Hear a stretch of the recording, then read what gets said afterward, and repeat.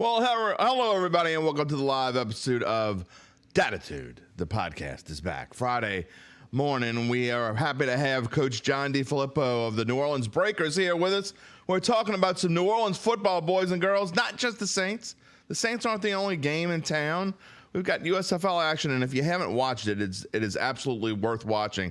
I watched game one. Coach, welcome to the show. How are you doing this morning? Doing great. Thanks for having me on the show, Jim. It's been great, and it's even better when the USFL outdrew the XFL by 1 million viewers. So that's a good morning when that happens. Absolutely. And, the first game against Pittsburgh last week, it was a lot of defense. Good thing we got a good field goal kicker because he was working his tail off last week against the Pittsburgh Maulers. And, Coach, just talk a little bit about the excitement that the season is finally underway. And I know it's been a long offseason to get ready for all this. What was it like to finally be out on the field? It was awesome. And our guys worked so hard during training camp and deserved that primetime audience, on FS1. They did a great job with the broadcast. And, we were lucky enough to pull that game out. We started slow offensively, in the first half, and then, turned it on in the second half. We pretty much scored on every drive in the second half we had, except for one where we got the ball on the 1 yard line and then pushed the ball past the 50 and flipped the field and chewed up a bunch of clock. So we played better in the second half. Our red zone, efficiency is not where we want it to be. 1 for 5 is not good enough. That is not championship level football. And so we have to be better. I love my man, Matt, our kicker. He's special teams player of the week, Matt Coughlin. He's an awesome kid. And he had a punt too, didn't he? Had to punt. Yeah, we lost Matt White, our special teams captain, early in the game, and he punted and did a great job. But I'll tell you, I don't want to see 5 field goal attempts again. I want a touchdown, baby. Well, the way your defense was playing, we were doing okay. All right, we never got into the topics of the show, but I think you can see what the topics of the show are here. Here we go. We're talking with Coach John DeFilippo about the USFL and just all kinds of good stuff with the league, and not just, we want to get to know Coach a little bit as well and know a little bit more about the Breakers. By the way, that's Vontae Diggs there. That is not John DeFilippo, obviously. And then we're going to have Luke Johnson on talking about the New Orleans Saints and their draft and what's going on. If you want to leave a comment or question, you can do so in your regular place here on YouTube or Facebook, or if you're on Twitter, you can message me at Jim Derry Jr. Good morning, Jerry. Thanks for joining us. Jerry is one of our regulars, Coach. He's with us every week. All right, now I want to talk a little bit. I want to go back to the team in just a minute, but I want to talk about you because you have an interesting story. And you said this before we got on the air. You didn't realize this, that you have now been coaching football for half of your life as a 45-year-old. The life of a coach is not a glorious one as you're there sitting in a hotel room right now where you're staying right now for who knows how long. Yeah, I'm planning on being here till July 3rd because that's when the championship game is. So that's how I got brought enough stuff until July 3rd, and then I'm probably gonna run out of underwear. I got to go home. But yeah, so it is what it is. I'll tell you what, Daryl Johnston and his crew have done a great job here in the Birmingham hub, and we're comfortable. Our whole coaching staff is here in the Sheraton. Our offices are here. We play at Protective Stadium, which is right across the street. We practice at Protective and at Legion Field. Which is 10 minutes down the street. We jump on a bus to go practice there sometimes. It's a great setup here in Birmingham. The people of Birmingham have really welcomed us with open arms. But we're excited at some point down the road, hopefully sooner rather than later, we get down to New Orleans. Now, obviously, you've been to New Orleans for games and things like that as you were an offensive coordinator and a quarterback's coach and an offensive consultant with a few, I don't want to say a lot. That sounds bad. With quite a few NFL that's a lot. team. Okay, it's a lot. It's okay to say a lot. But yeah. Have you spent time in New Orleans as just to enjoy it at all? Oh yeah. So a good buddy of mine I coach with, his wife and my family, we would vacation. We do Memorial Day and pick a different place in the country to go do an Airbnb, and we did New Orleans about probably 3 years ago, a year before COVID hits. And so it was awesome. We spent 3 full days in New Orleans. I'd been down. My dad is in the profession too. I've been down for the Final Four a couple of times when Dad was at Kentucky. Okay. I've been to New Orleans a bunch. It's an amazing place. The food's incredible. The people are nice. Obviously, the atmosphere is amazing. So when you come down here for good, you need to make sure you bring some pants with that have little extra girth to them, because it's probably gonna gain a few. I mean, you're gonna look like. I mean, I've lived here my entire life, and this is skinny. So yeah, it is what it is. Coach Keith Kastner, I think he's being a little tongue in cheek when he says he thought the Breakers were from New Orleans. Well, there's hope. There's hope. One of these days soon, we hope the Breakers are playing in New Orleans. Look, the league is doing what it can to get started, and I think they're doing a great job. They're putting a lot of money. Look, these broadcasts are putting a lot of money into all these things they're doing with the drones and talking to you guys during the game and the players during the game, and it's a different kind of broadcast. And look, once they get this started and people realize how good this league is, they are going to be back in New Orleans. We hope it's next year. We don't know, but you would love to play somewhere in New Orleans, wouldn't you? Absolutely. We'd love to get down there sooner than later. And like you said, Jim, it's the commitment that Fox and NBC have put into this league is awesome. There's more cameras at our games than there are for an NFL regular season game. And so, the viewership piece of this is very important to Fox and the way it looks.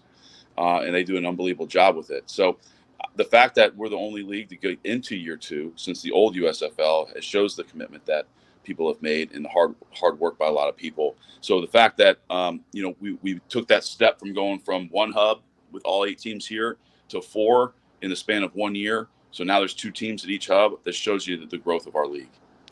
Now, Coach, I'm all over the place already. You can see I have a little bit of ADHD. It's okay. I want to go back to talking about you. I wanted to answer that question from Mr. Sure. Kastner there, but you have an interesting story.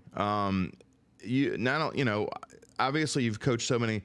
You've got to coach different players and in different cities and spent a lot of time in the NFL. Talk about your time in the NFL, and I'm assuming that one day you want to go back there. You took a year off from the NFL. You've had some interesting. You have a condition that we're going to talk about in a little bit, but tell me about your journey to here, and your time through the NFL and what you've learned from there. Yeah, I've been very fortunate.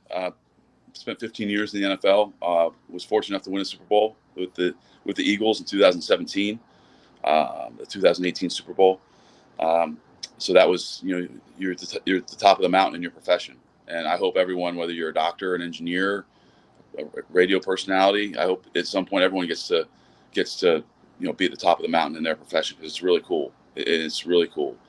And experienced a lot of highs, experienced a lot of lows. And that's today's NFL, whether you're a player, whether you're a coach, whether you're whatever in the NFL, an administrator, in personnel. There's a lot of things that are in your control and a lot of things that are outside of your control. And it's just the way it is in today's world. I enjoyed my time there. I learned a ton of football, got to be around a lot of great coaches, a lot of great players, and do a lot of cool things, call plays, a lot of cool things. Monday Night Football, amazing experience to coach in, call plays in. But I'll tell you what, I really am really enjoying my time here. I enjoy being the head coach. I enjoy saying, hey, you know what? The team looks tired today. Let's cut 4 plays of 7-on-7. You have a different feel for the whole thing when you're sitting in that chair, and it forces you to view the whole field. Like, I'm not going to be one of those head coaches that doesn't know any of the defensive players. You know what I'm saying? Right. Often, I've sworn to myself I would never be like that. I'm the head coach of the whole team.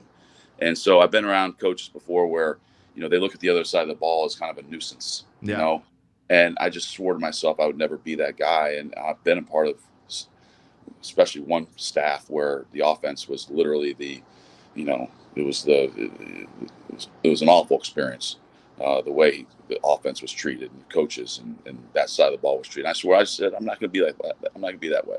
So it's been a great journey. But I'll tell you, I've always been a kind of be where your feet are at. And so I'm really enjoying this experience.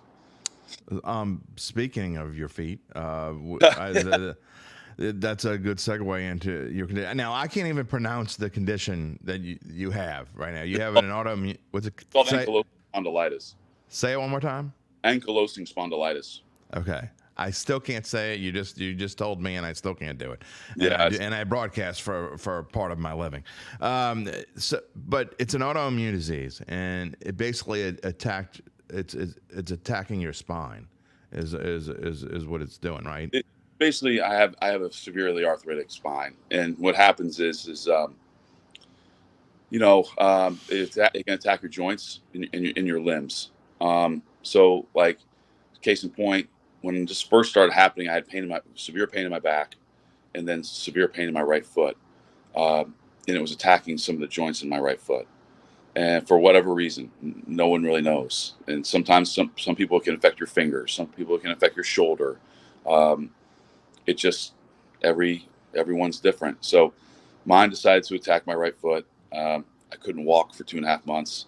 Uh, I couldn't get out of bed without assistance, or if I didn't have assistance, it took me literally 25, 30 minutes to get out of bed. It was so painful. And thank goodness I live in Atlantic Beach, Florida, in the off season, which is basically 25 miles east of Jacksonville, Florida. And there's a Mayo Clinic there. And I was fortunate enough that, I got into the Mayo Clinic and I spent 6 days there, and they found out what I had. And I'd been in so much pain since Christmas time. Been told I have this, been told I have that, been told I have this, and so finally they got me on the right path to being on the mend, and hopefully sooner than later I'll be able to do life activities. I don't think I'll ever be able to run again, like do those things. I don't think I'll ever be able to do that again. But I'll be able to take my daughter for a walk on the beach. I'll be able to, chase her around a little bit. I have a 2.5-year-old daughter. I'll be able to hopefully walk the golf course, do those things, do life things like that. I read, Coach, how you talk about the 6 days in the Mayo Clinic. Mm-hmm. I read how scared you were because you went 6 days and you say, if I'm in the Mayo Clinic and they can't figure out what I have for 6 days, I mean, people can't. It's hard to fathom that you're somewhere like that, and for 6 days no one knows what you have. Right.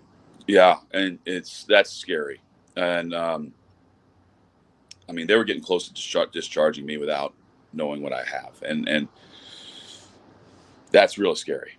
And so, luckily, the rheumatologist, Dr. Sullivan, and her team saw something on an MRI they didn't like, and there was a little on my pelvis. There was a little like fuzzy gray area, and they went lower on my back to get the whole thing, and then that's when they saw the heavy inflammation in my pelvis and my spine and those things. And I'd had 4 or 5 MRIs. One of them I was fully enclosed in the tube for over 2 hours. No, thanks.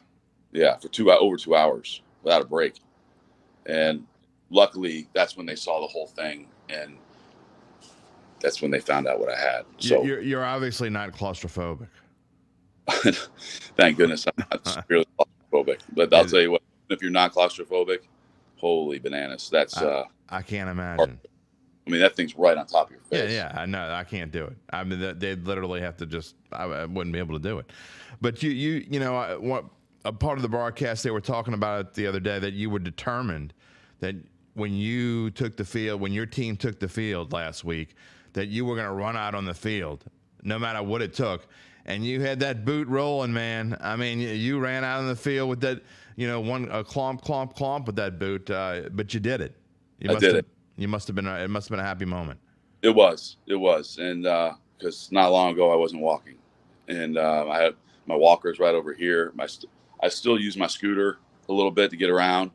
I still wear my boot, but yeah, that was a moment of just thanking the people that helped me, all the doctors that put in time to help me, the trainers here, the doctors here.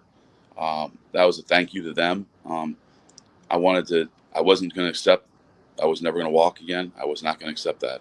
And that's not acceptable.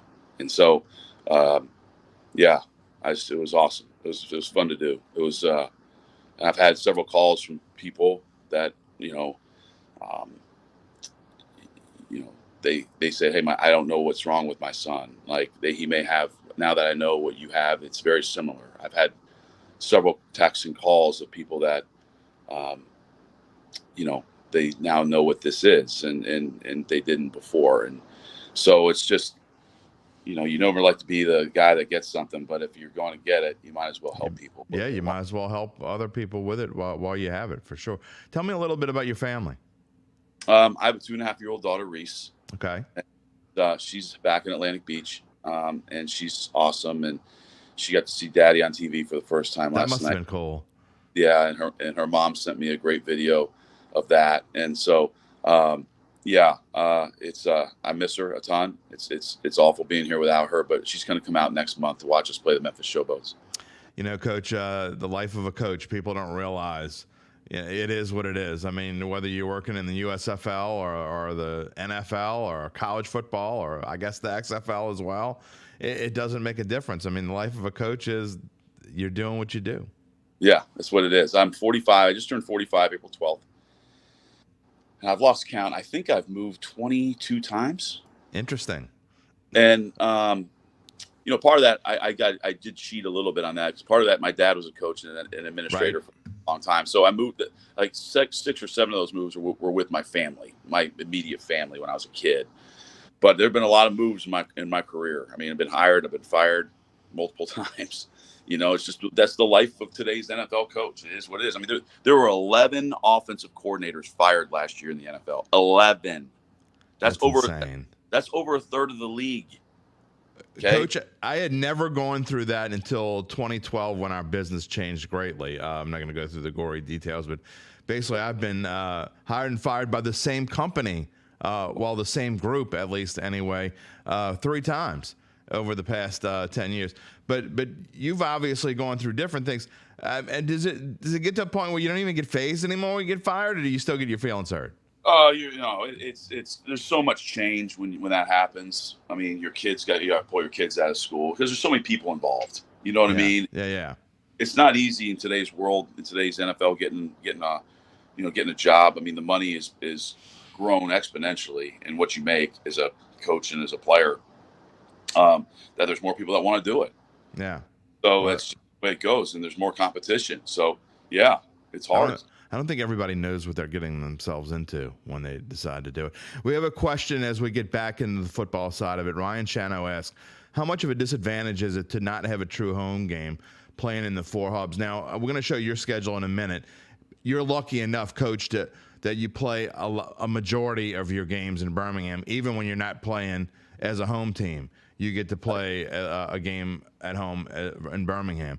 And then Memphis isn't far away. So you're playing more, 3/4 of your schedule either in Birmingham or Memphis. But how tough is it not to have a real hub, a real home of New Orleans? You know what? The fact that these players don't know any better, like when I say don't know any better, they don't know any different. Yeah. Like, because the league started up last year, everyone was here.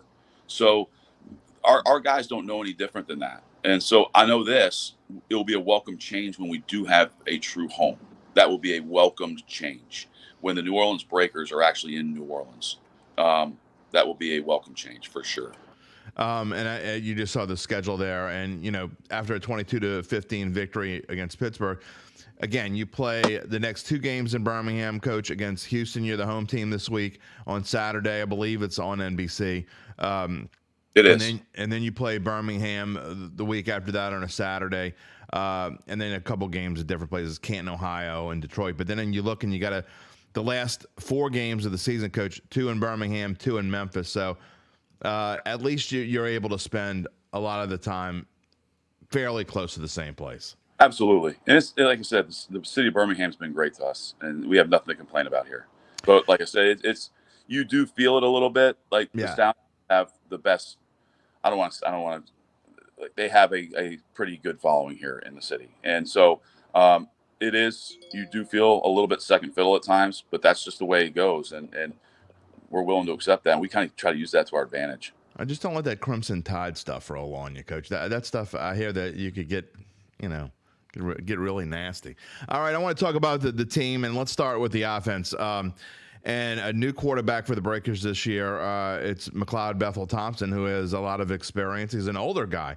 He's like, you're thinking when you get to the USFL, you're going to get these young guys who maybe didn't quite do it in the USFL or the CFL the first time or the NFL the first time, and they go to the CFL or whatever. No, McLeod Bethel Thompson's a little bit older. He's got a family. We saw his wife and daughter on TV the other day. And what's it like coaching a veteran in a league like this? It's been great. And, the fact that he's been around for so long, and what I mean by so long, he's been in a lot of systems. Yeah. He's been like that guy that got signed midweek to be the backup because somebody got hurt. He's been force-fed to learn offenses at a quick pace. So the fact that we had a 3-week training camp and no OTAs or no spring practice or anything like that, it didn't faze him one bit. And he knew exactly how to get himself ready. So it was great to have somebody that's been through something like that, not once, but multiple times. Now you have a couple other quarterbacks, and I know you expect. And one thing we've seen in the USFL, we didn't see it from the Breakers this past week, but most teams find a way to get their backup in a couple series a game. You never know. And it's a nice change of pace as well. Will we see that for the Breakers going forward? I don't like to give out any scheme on. Okay. But I know this. We all hope McLeod stays healthy all season. Yeah, well, I can imagine that. You obviously have some talent. A receiver, Johnny Dixon comes back, and I know everybody wants to talk about Johnny Dixon, but he is the guy that is kind of the lightning rod of this team. You never know when he's going to have like this explosive game or an explosive play. I mean, he can make things happen. Yes, he can. He's shifty. He's a great route runner. Knows how to set up routes. Explosive, and he's a pretty sure-handed guy. So, we're really excited about him. Coach, I wanted to take you to get things together, and obviously you started probably working on plays and different things before you even completely knew your personnel. But how long did it take you to feel comfortable? And again, someone who's moved 22 times, I guess it's not that hard to get adjusted. But getting to know these guys a little bit and getting a feel for what you wanted to do on offense. Pretty early on, there's enough base offense. You're going to run. I mean, you got to run something. So there's enough base offense. That's going to be in your plan to really get it honed in on what guys do well and what guys don't do well. So then you start to specialize after really day 3, day 4 installation of the base package. Then you can start getting into specifics on what guys do well. Is it tough not knowing? I mean, you go through this off season, and once you get to camp, I'm sure you're fine, but you don't know exactly what players you're going to have. Obviously, they all have different aspirations. They want to play in the NFL again, or some of them never have or never got a real chance and hope to. So how hard is it with the transition of player personnel? The hardest part about the whole personnel side of things is you're signing players you've never met. Yeah.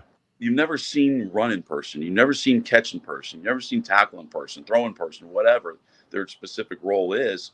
You've never seen it. And unlike the NFL draft process where you go to the Senior Bowl, you see them at the combine, you interview them, you fly them in, you watch all kinds of game tape. I mean, there's a lot of guys that are in our league where, there's not a lot of tape out there on some of these guys. Yeah. So, I mean, you're doing anything. You're trying to go on YouTube. You're trying to do everything to find tape on these guys. So that's the hardest part is, you got to exhaust every little resource you have to find information on players, whereas the NFL is just so readily available to you. Jim Derry here on the Dattitude podcast on this Friday morning with USFL New Orleans Breakers coach John DeFilippo, and we're going to have Luke Johnson on in just a moment talking about the Saints and the draft coming up. Coach, talk a little bit about your defense. Obviously, right now, I know it may be hard for an offensive coach to say, but the strength of your team, they were last year, and I think you would admit that they are again. They played phenomenally, I thought, again last week. Let me tell you, as the head coach, I could care less what side of the ball is our strength. I could care less. I'm so thrilled with the defense that we have here. I think we're really well coached. I think we have good players. We have a good scheme. They played lights out the other night. That's the level that the expectation level is that's what they expect. Okay, that's what the coaches on that side of the ball expect. That's what the players expect. We spent a lot of time this offseason on our defense, and making sure that a lot of those guys were back. So I'm thrilled where we are defensively. We need to keep it going. Make sure we don't start reading our press clippings, how good we are, and keep doing that every week. And I know our leadership over there won't allow that to happen. Well, I think we talked about it for 10 weeks last year about how good they were defensively, and they certainly are. We talked about your kicker and so you have the special teams. Now, before we let you go, I do want, why should people watch, Coach, the USFL if they haven't watched it already? Why should they give the Breakers a chance? Because it's a great brand of football. America needs more football. Okay, where we are right now. And I'll tell you what, America needs more football, and football should be on TV all year round, because football is the ultimate team game. It's team before self, and our world needs a little bit more team before self right now. The major differences in the USFL between the NFL, obviously besides personnel, tell me about some of the rules. I know what they are, but I want you to tell me what you think the major different rules are. Well, the onside kick is the 4th and 12 from the minus 33, which is really a cool deal. That's really neat. Then we have a 3-point play from the 10-yard line. We kick off from the 20, so there's a return pretty much every time you're getting a return, and it sets up the offense, to be honest with you, because you're getting great field position. So, yeah, it's really, really neat. I don't know what the official average start is, but I think you got to figure what I saw last weekend, and I watched part of every game, all of your game. They're starting at between the 35 and 40-yard line every time. It was around like I think the 35 or 6 last year was the average. That's your kind of football, isn't it? Absolutely, man. Let's go.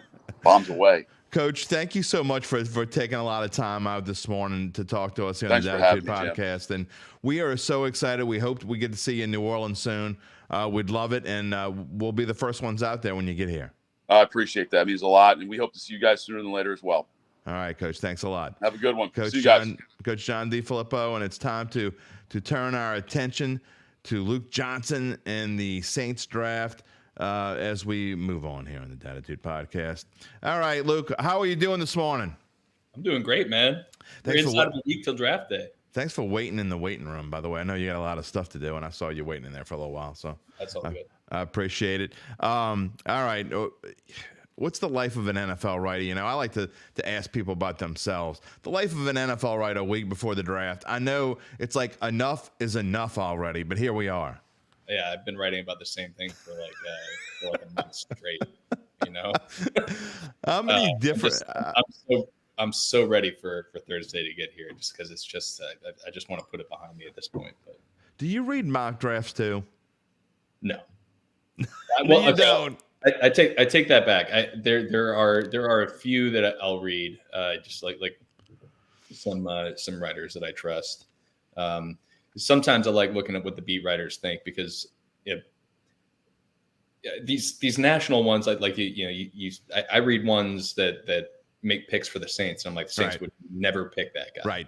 Because I know, because I'm around them all the time. I know what they look for and all that.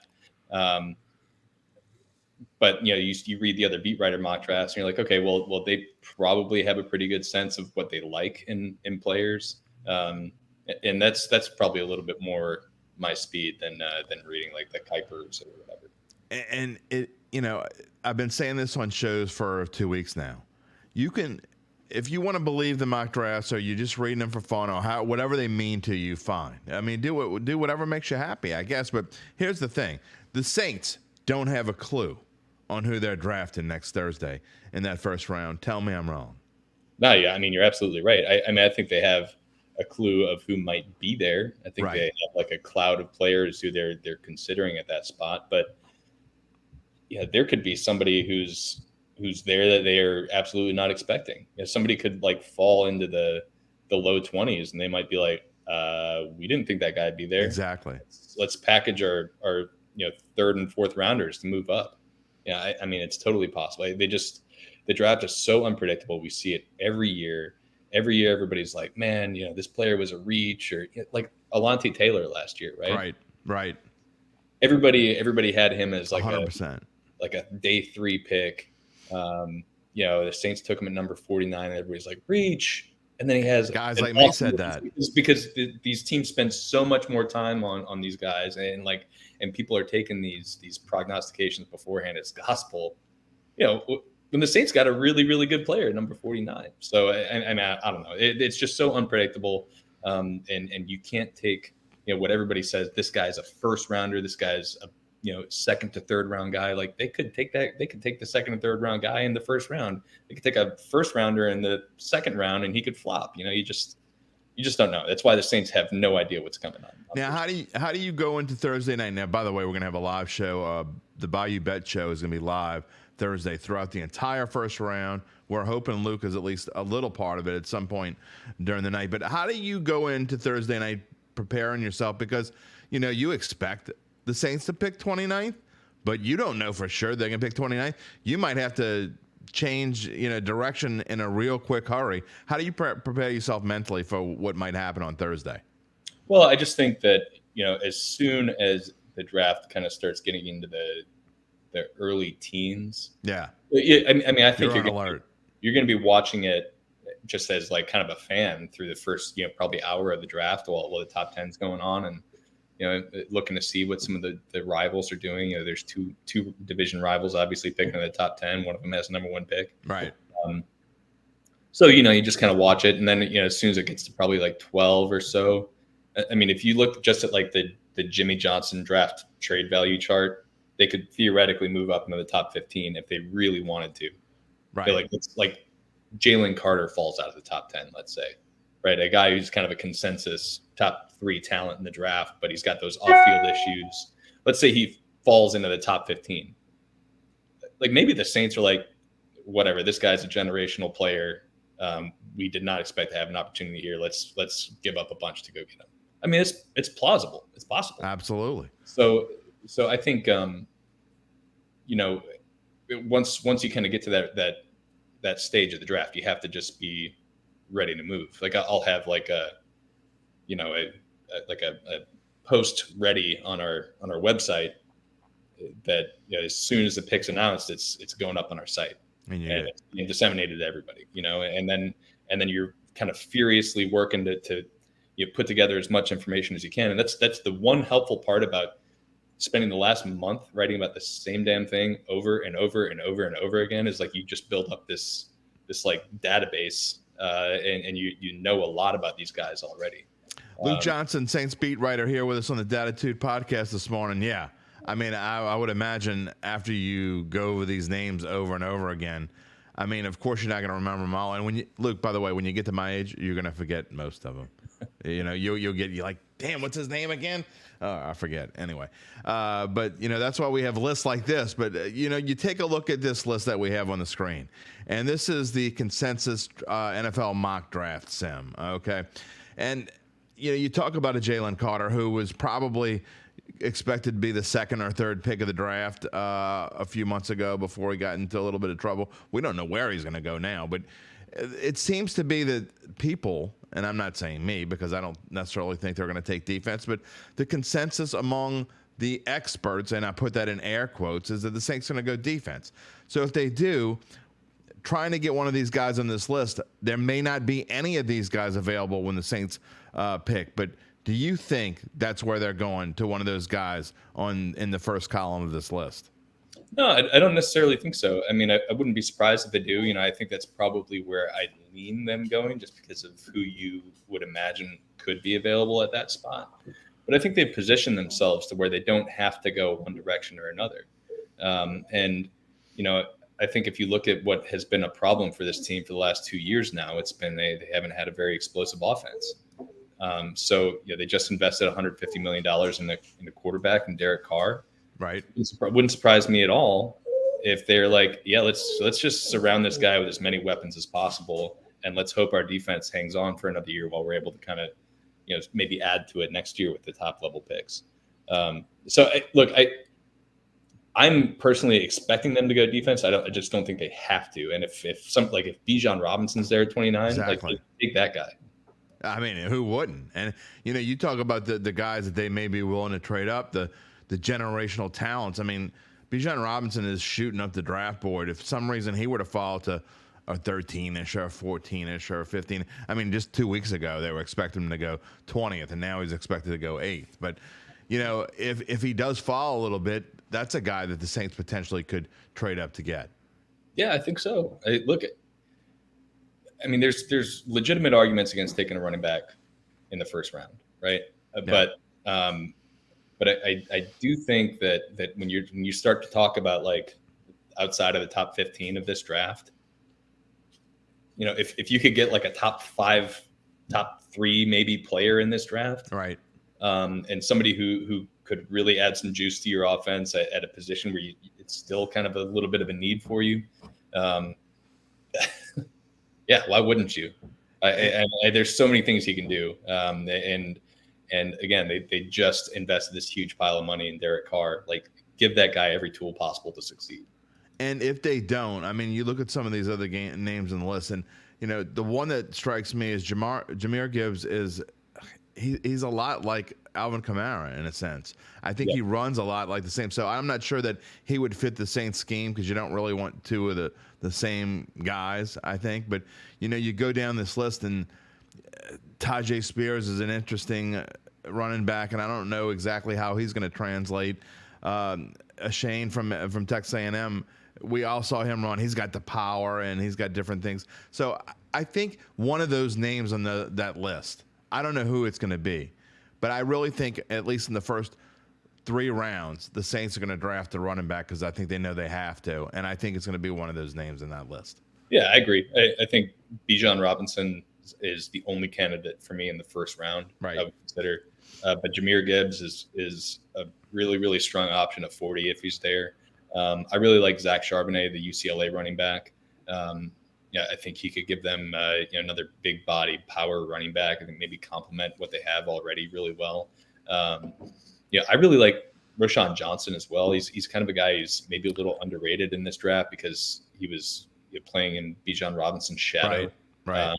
But he's another guy he's big, he's really athletic, he fits all these traits that the Saints like, and then on top of that, because he backed up Bijan Robinson, he has like no mileage on his legs. Right. And he wasn't even like a high school running back who they were counting on for 40 carries a game in high school. He was a high school quarterback. So I just think he's a guy who's like kind of a sneaky, like good target for the Saints maybe in round 3. I'm a little less sold on Ashane than some other people are, because although he's an absolute burner, he ran like a 4.32 at the combine. His other testing numbers were kind of mediocre, and he's a small back. So there's just like some things there that really don't align with what the Saints have kind of traditionally valued. Luke, there's one I always wanted to know, though. How does a guy named Charbonnet end up in California? Yeah, I don't know. I think he might be like a Arizona high school guy or something. Is he Arizona? I thought he was from Oregon. So I mean, I knew he was from the West. He's actually from the West. Yeah, like it's not like he's from Louisiana and he transplanted himself over there. He's actually from that. Right. I kind of half expected his name to be pronounced like Charbonnet or something. Charbonnet. They just do the Charbonnet correct pronunciation when they're not in Louisiana. Oh, like Mark Melanson in exactly. Baseball. Like, what the hell is that? Berg Aaron instead of Bergeron. All right, enough of name playing. Look, besides running back, we also talk about, I think, wide receiver, offensive line, both of those positions, I think, are possibilities. And you look at some of the names in this list, obviously, there are going to be some names that are gone. I mean, Smith and Najigba is going to be gone by the time the Saints draft. So is Quentin Johnson. And the first 3 names of the list on the offensive line are going to be gone as well. But it wouldn't be a surprising thing to see the Saints go in that direction either. And to me, I have this gut, I don't know if it's a gut feeling or whatever it is. Maybe it's heartburn. I think wide receiver would not be a surprise at all if they decided to draft a wide receiver. You wrote about it earlier this week. Michael Thomas insurance, maybe they do want that. And they're going to surround Derek Carr with every possible chance to succeed in this offense. And I wouldn't be surprised at all if they took a wide receiver. Yeah, me either. I think that translates to tight end too. I think it's they want to give him as many pass catching options as they can. And I think that they want to avoid players who are similar in skill set to Olave and Rashid Shaheed. And that kind of eliminates players like Jalen Hyatt or Zay Flowers. I think they're looking for another receiver or tight end who's somebody they can go to on third down in the red zone, a big-bodied chain mover who's going to haul in contested catches. So when you're looking at those kind of guys, you're looking at maybe like Cedric Tillman from Tennessee, who I really like. He might be a guy at number 40. I really like Jonathan Mingo from Ole Miss, about 6'1", 220. He didn't play in like a pass-heavy offense, but he still was really, really productive. He was a team captain. He fits a lot of the traits the Saints like. Super athlete. I like tight end Darnell Washington from Georgia. Guys like I did too. He's an absolute freak. Yeah, and he really is. 6'6", 260, running like a 4.5 40, and he's already a really, really accomplished blocker. He could play that kind of traditional Y tight end in the Saints offense, give him a huge target and let them.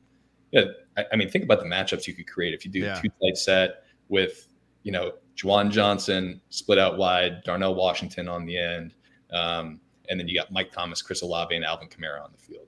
I mean, it's a really, really impressive set of offensive weapons. So it's an area I think that the Saints can't just feel complacent at. No, I agree wholeheartedly, and I do think that I think when you look at this draft in the end, there will be more offensive picks on it than there will be defensive picks, because I think that's where more of their needs are. I think defensive linemen, we talk about it all the time. Of course, there are differences in the top-notch guys, but to me, after you get past the top 6 or 8 in the league, they're all kind of similar kind of guys, especially on the interior. I'm not necessarily talking about on the edge. There's only one Cam Jordan on this team, and that's just how it is. But when you go talk about interior throughout the past decade, 15 years or whatever it is, you can count the number of guys that meant that big of a deal to this team on one hand on the interior of the defensive line. Yeah, and I agree with you there, and that's especially when you're talking about players who profile as nose tackles. Yeah, for sure. Right? And it's like a lot of people. I remember about a month ago I brought up like Brian Brzee, the Clemson defensive tackle, and a bunch of people were like, "Well, Mozzie Smith might be available." It's like, well, I mean, Mozzie Smith played nose tackle his entire career at Michigan. He might profile as a nose tackle in the NFL or like a 3-4 end maybe, but like I don't think he's not an every down player maybe. And I don't think he's a 3 technique guy, right? Yeah. And I don't think the Saints are going to value him at like the first or second round level, maybe later, but he's probably not going to be there. I mean, he might, but yeah, it's why I think there are some potential options there where you could get one of those guys in the 3rd or 4th round. Somebody like I really like South Carolina's Zach Pickens. Mm-hmm. Big guy is like a 3 technique. Could really fit in. This Northwestern. I'm going to butcher his name. Adetomiwa Adebawore, I think. Yeah, I'm glad you tried it. Okay, so look, I mean, some people are profiling him as an edge rusher. Some people are profiling him as a 3 technique defensive tackle. A little action going on. No, do not take the guy from Northwestern. I think I think you start talking about Wildcats, and that's what happens. Yeah, exactly. No, that's right. Look, I think he'd be a really interesting option. Hey, guys, another when you're talking about physical freaks, he ran a 4.49 at 282 pounds. Like, I don't know what he is. Maybe they take him and let him be like a sub rush guy. I think there's a chance it could get like a special player. And there's all sorts of those guys that have a chance. They're just not sure things. I think that's okay with the defensive interior. All right, before we let you go, I know this. We know, except for last year, which it was weird because things kind of went according to the script. That doesn't happen. We know that the Saints are good for expect the unexpected. I mean, it's going to happen.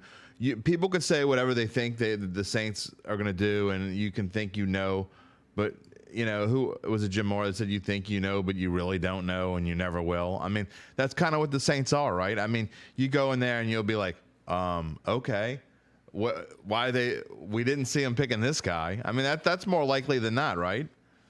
Yes. Yeah. I mean, this is going to be, I think, my 5th or 6th draft covering the team, and there's been something every year where I was just like, what the hell? Yeah, like 2 years ago, I'm like, wait, who's Peyton Turner? Exactly.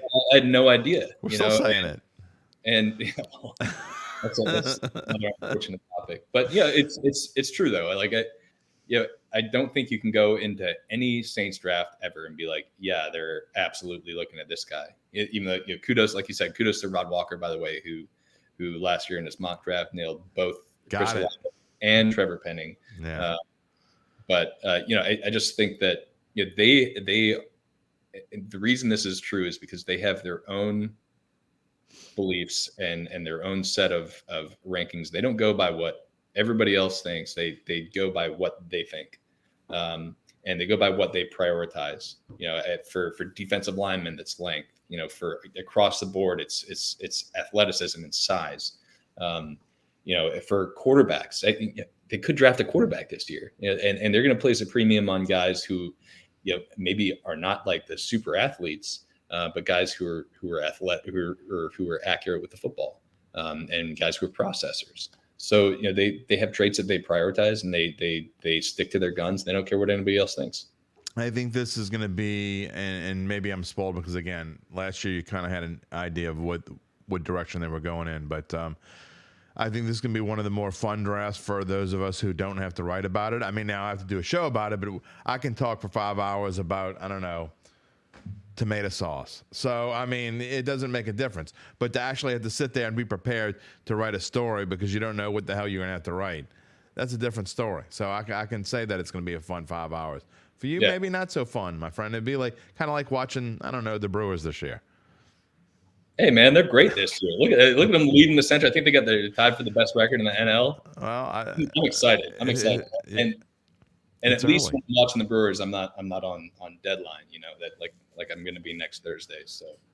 Yeah, well, my Cubs have been up and down. They had a really good week, and then last week last night they gave up the salami late, but it is what it is. We'll be fighting back and forth all year long. I think we're actually going to be competitive this year, so that at least it'll be fun.